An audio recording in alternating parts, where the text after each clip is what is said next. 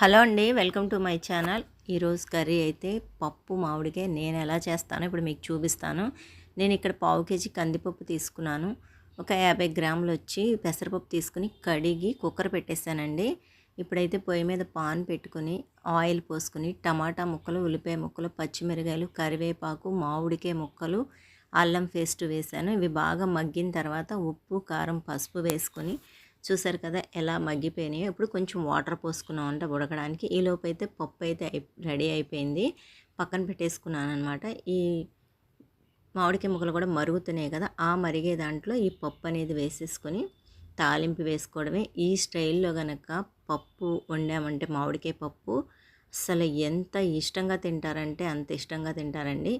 ఈ పప్పు మామిడికాయ మీకు ఎంతమందికి ఇష్టమో కామెంట్ చేయండి. అలాగే నేను ఎలా వండానో కూడా కామెంట్ చేయండి. నచ్చితే సబ్స్క్రైబ్ చేసుకోండి.